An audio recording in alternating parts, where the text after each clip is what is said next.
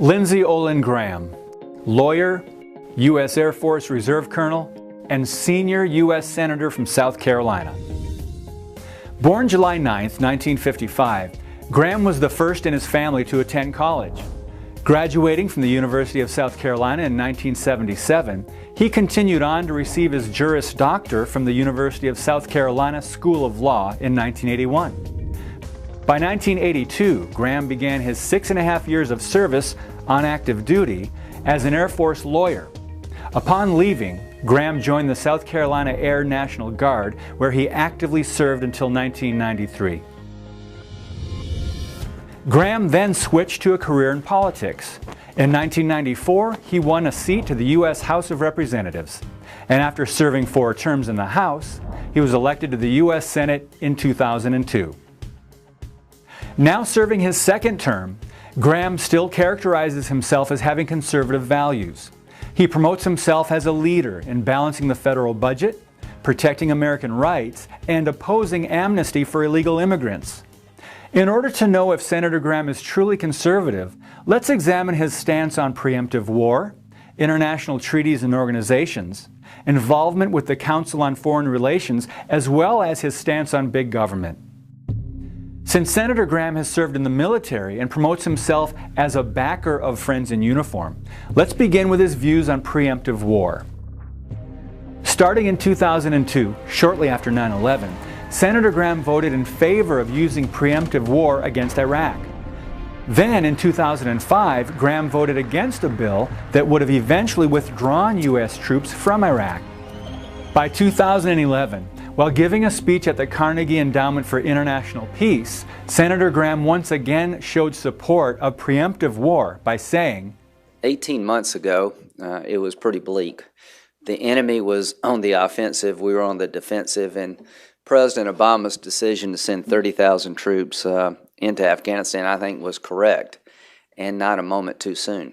This is a small sampling of Graham's early support of preemptive war. The following examples show Senator Graham's neoconservative viewpoint becoming more obvious. So here's what I'm going to do. I'm going to get a bipartisan coalition together. We're going to put together a use of force resolution allowing our country to use military force. You're insisting on the right to enrich. Given your behavior, you have abandoned that right. One, there is no right. We're not going to give it to you. Once you get them to the table, you let them know what the final deal would look like and say, take this or else. The following example is from 2013 in regards to Syria, which involves both Senator Graham and Senator John McCain. We must change the battlefield equation. Otherwise, you are going to see a regional conflict, the consequences of which we will be paying for a long, long time. And I yield to my colleague from South Carolina. Well, thank you. I would like to add my voice to the President's decision to act, because I think action by the United States and the international community is required. The importance of this example is not just the demonstration of Senator Graham's continual support of preemptive war, but also to highlight his connection with the Council on Foreign Relations through John McCain. Over the past decade, Senator Graham has had close ties with longtime CFR member John McCain. Time and time again, the two senators can be seen supporting the same issues. One in particular is the idea that the United States should become the policeman of the world. This is not only a viewpoint of the neoconservative movement, but of the CFR as well. When looking at the connection between Graham and McCain, it becomes clear that the CFR has not only influenced McCain, but Graham as well.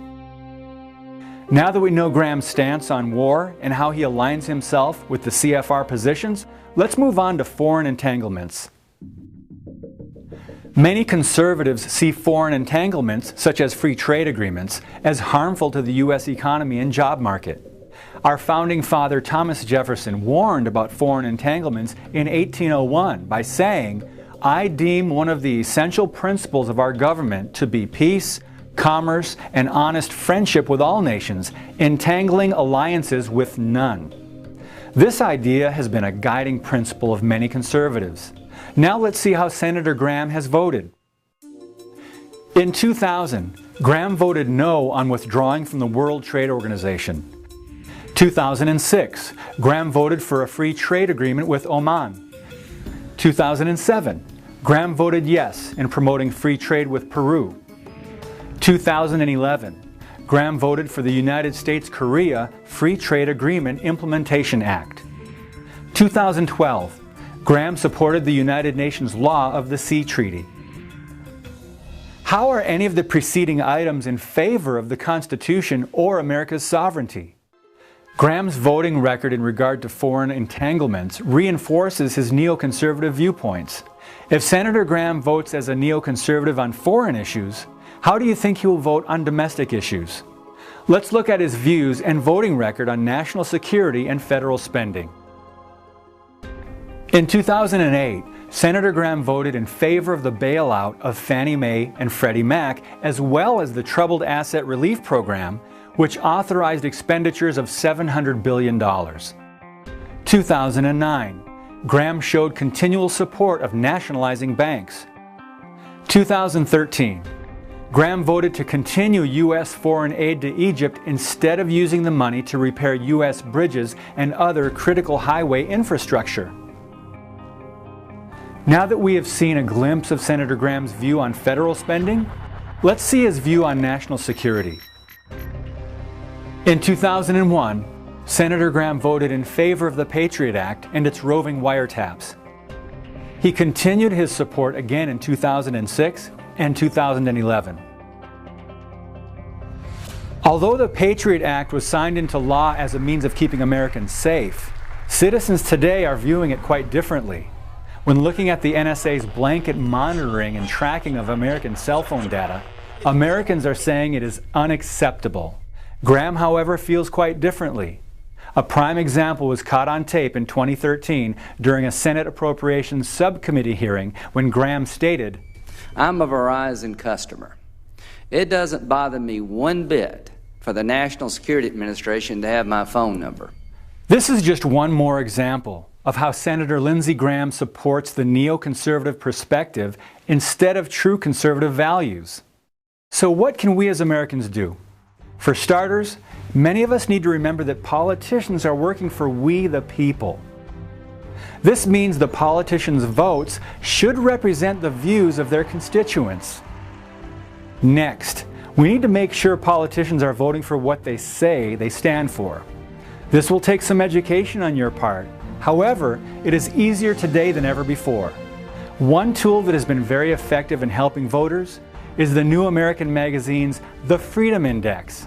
This tool will help you find out how your politicians have voted and also give you the reasons as to why their votes were for or against the Constitution.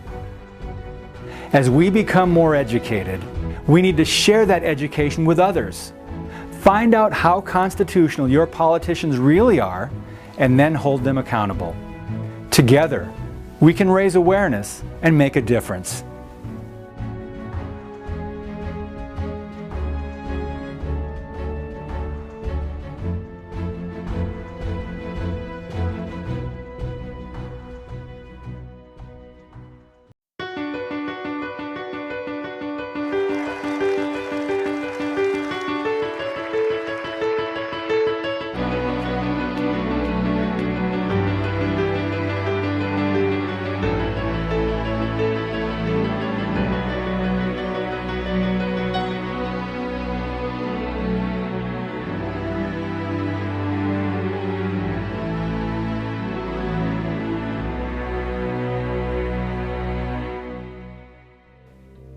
In America, many would say the political system is dominated by two major parties.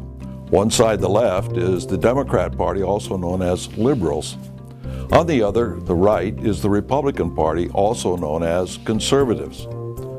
Over the last several decades, many Americans have been realizing we not only have liberals and conservatives, but those who can be labeled as neoconservatives or neocons. Neocons were originally liberals that defected from the Democrat Party and joined the Republican Party.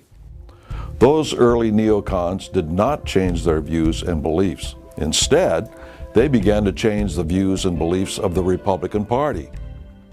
This neoconservative perspective has not only crept into American politics, but it has also spread into the mainstream media.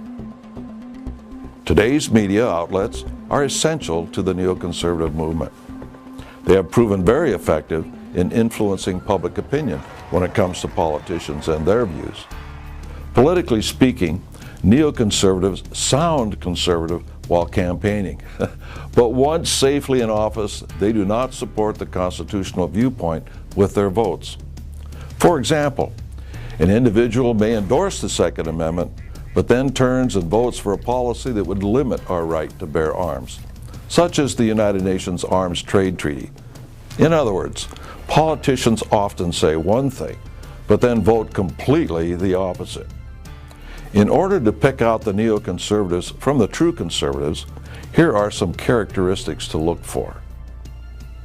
Neoconservatives are known for supporting both international organizations, like the United Nations, along with international treaties, such as the North American Free Trade Agreement, or NAFTA. As America integrates itself with other nations, both politically and economically, it erodes not only the American economy and job market, but the very principles within our Constitution. Neoconservatives are in favor of preemptive war. This is a type of war that is oftentimes seen by others as an act of aggression, not defense. This could be done through U.S. airstrikes, U.S. troops invading, establishing U.S.-led no-fly zones, or even an all-out war. Although these military actions appear to be initiated by America, they are actually initiated under the authority of the United Nations. Neoconservatives also support the growth of big government. They support larger federal agencies to control major activities in the private sector. Oftentimes, they capitalize on national crises in order to pass major legislation. This allows them to acquire more government control while monitoring the activities of private citizens.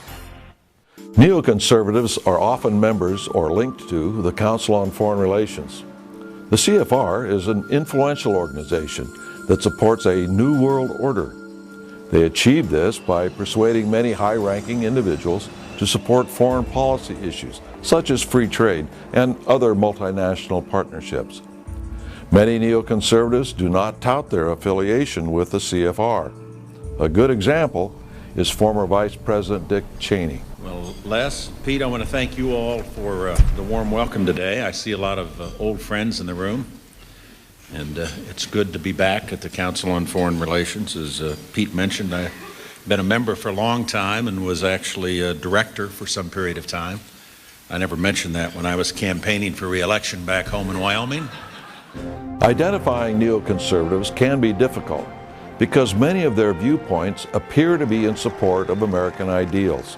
However, over time, they generally lead to more government control at home, a continual breakdown of the economy, and more hostile environments abroad. Understanding who the neoconservatives are is one of the first steps in saving America.